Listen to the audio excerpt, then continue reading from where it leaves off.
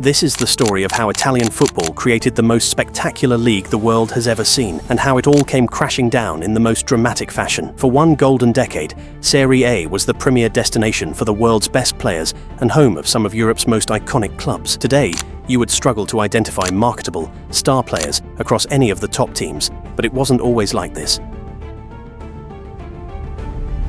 The numbers don't lie. During the 1990s, Serie A teams claimed 13 European trophies. The Premier League managed 4, La Liga 3. For an entire decade, Italian football didn't just compete with the world, it owned it.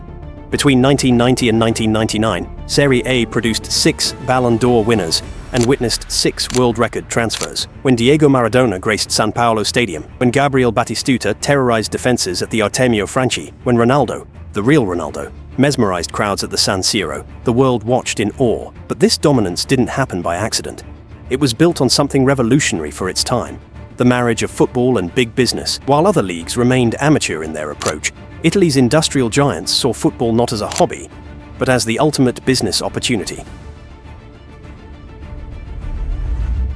The year was 1986. Silvio Berlusconi, media mogul and future Prime Minister of Italy, looked at AC Milan, then languishing in Serie B, and saw not just a football club, but a vehicle for global influence. His vision was simple: create the greatest team in history, whatever the cost. Berlusconi didn't just buy players, he collected them like works of art. Ruud Gullit, Marco van Basten, Frank Rijkaard, the holy trinity of Dutch football. Then came the Brazilians: Kaká, Ronaldo, Ronaldinho. The Italians: Paolo Maldini, Franco Baresi, Roberto Baggio. His Milan wasn't just a team, it was a constellation of the world's finest talent. The media-set empire provided the financial muscle: television rights, advertising revenue, corporate synergies. Berlusconi understood before anyone else that football was entering the entertainment age. His clubs weren't just winning trophies, they were creating content, building brands, selling dreams to a global audience hungry for spectacle.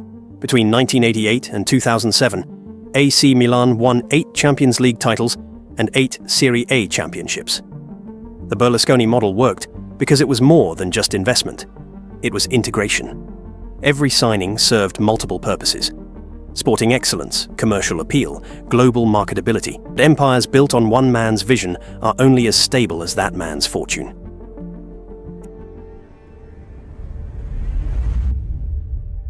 If Berlusconi represented new money and media power, the Agnelli family embodied something far more profound: industrial aristocracy. For over 60 years, Italy's most powerful family had owned Juventus. But in the 1990s, they transformed it into something unprecedented. Giovanni Agnelli, known simply as L'Avvocato, wasn't just the chairman of Fiat, he was Italy. His automobile empire employed hundreds of thousands. His influence reached into every corner of Italian society. When the Agnelli family decided Juventus would be great, failure wasn't an option. The strategy was methodical. While Milan collected superstars, Juventus built systems. They developed Roberto Baggio into a legend, then sold him to fund the next generation. They brought in Zinedine Zidane when he was still ascending, sold him at his peak, and used the profits to build sustainable success. The Agnelli approach was different from Berlusconi's spectacular signings. They understood that true power came from longevity, from building something that could survive beyond any individual player or even any individual owner. Juventus became more than a football club. It became an institution, as permanent and powerful as Fiat itself.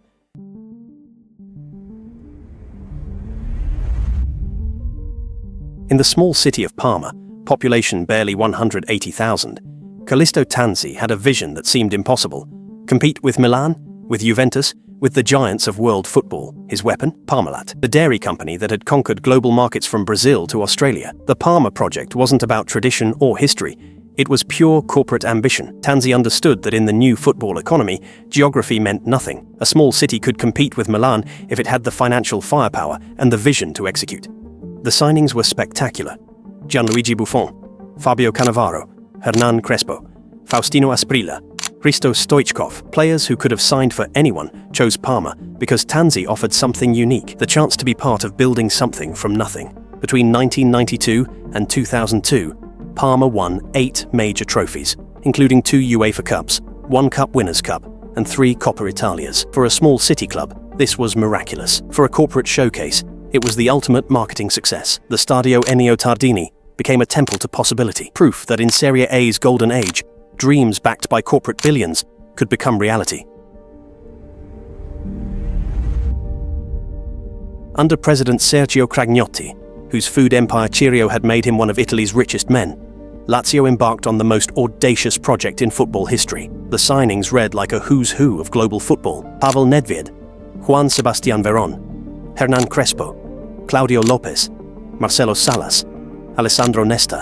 In 1998, Cragnotti broke the world transfer record to sign Christian Vieri for $32 million. A year later, he shattered it again, paying $55 million for Crespo. The strategy was intoxicating in its simplicity. Assemble the most expensive squad in history and watch them conquer Europe. For a brief, glorious moment, it worked. In 2000, Lazio won Serie A, ending Juventus's dominance and proving that in the new football economy, anyone with enough money could reach the summit. The Stadio Olimpico witnessed football of breathtaking quality. Nedved's vision, Veron's passing, Crespo's finishing. This wasn't just a team. It was a fantasy football creation brought to life by unlimited corporate spending. The first cracks appeared in 2003. Parmalat, once worth $8 billion, revealed the accounting black hole of $18 billion. Callisto Tanzi, the man who had built Parma into a European powerhouse, was arrested for fraud. The company collapsed overnight, and with it, Parma's dreams. Then came Lazio. The Cheerio Group, Sergio Cragnotti's food empire, defaulted on massive loans. The club that had spent over $300 million on transfers in 5 years suddenly couldn't pay its players. Star after star fled, and Lazio tumbled from champions to also-rans in the space of 2 seasons. Napoli, the club where Maradona had reached immortality, declared bankruptcy in 2004. Fiorentina, steeped in history and tradition, went into administration, their debts exceeding their ability to pay. Even Juventus, the seemingly unshakable Agnelli empire, faced catastrophe. In 2006, the Calciopoli scandal revealed systematic match-fixing. The most successful club in Italian history was relegated to Serie B, stripped of 2 titles, and faced a crisis that threatened their very existence. Meanwhile, in England, the Premier League was building something Serie A had never mastered: sustainable growth. Television revenues distributed fairly, stadium ownership that generated consistent income, global marketing that reached every corner of the world. The difference was philosophical. Serie A had been built on the dreams of powerful men: Berlusconi's media vision,